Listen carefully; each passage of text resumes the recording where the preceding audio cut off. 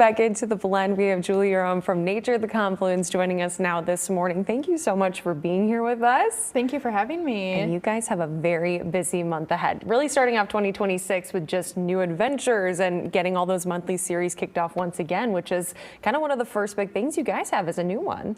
Yes, yeah, we have 2 new things starting this month, and we've also had a strong start already. Our first bird club meeting of the year had super high attendance. Bird club meeting, that's always a popular one. Yeah, folks were off school for winter break, so we had some more younger folks join us, but we'll have more birding events added to the calendar.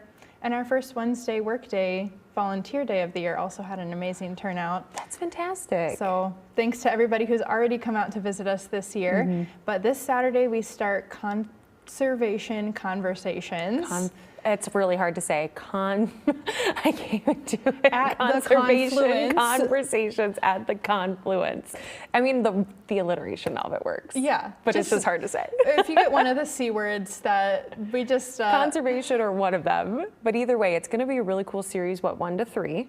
Yep, 1 to 3. And what can folks expect there? So it's a community-led discussion. Our staff are there to get things started and to facilitate an introduction, but we really want this to be what the community wants to see. And it's an extension of our volunteer work days, not only at the Confluence, but other local natural related groups, where people might do physical work outside of removing invasive species or planting something. But we're going to join just inside to talk about why are we doing this? What is my relationship to the land? How long have people been doing this type of work? And really coming at it more of a philosophical lens. That's really interesting. So just really opening up the space for anyone who wants to volunteer or even just learn more, have a conversation. It's free for people, right? Yes, it's free. It's open to folks of any, experience level. We actually want it not to be led by professionals who are already in the land management type of space, but people who are just interested in that from a personal perspective. So we've got, that is on the calendar for Sunday, and then it will be monthly. The next one will be on a Saturday in February.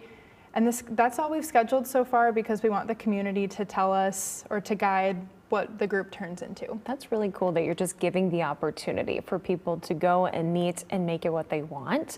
But you have even more than that for people maybe who do want a little bit more structure. You guys also kind of cater to everyone's needs. Yeah, that's our goal, is trying to just be welcoming and accessible to everybody.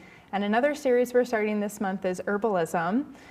So it's super... Tell me more about this. It sounds interesting. Welcome to people who have no experience but just want to know more about how we can use herbs and plants to support our well-being. Very cool. Or if you already have an herbalism practice and want to share and learn from each other, it will be a discussion and a workshop happening once a month. There is a fee for this one because you'll get ingredients and take things home. Oh, even cooler. That's fantastic. Yeah, and it's led by Krista, who's a local educator who has decades of herbalism experience. But she welcomes, information and knowledge from participants so we can share together. What are some maybe key parts of herbalism that people might recognize, or if they hear this word and they're like, I have no clue what that is at all, they actually probably might? Yeah, I think herbalism is really, I think of it as a pretty broad term of using plants for health. And I think folks might be surprised how much we all are at least a little familiar with this. It's an ancient practice that many cultures use in different ways. But the most basic or most common way is just tea. There it is. Having dried leaves steeped in water, that is herbalism. And then what can we do beyond that? And consuming it, that's really cool. 1 to 2:30s? Yep. Okay, and that is going to be a monthly series as well.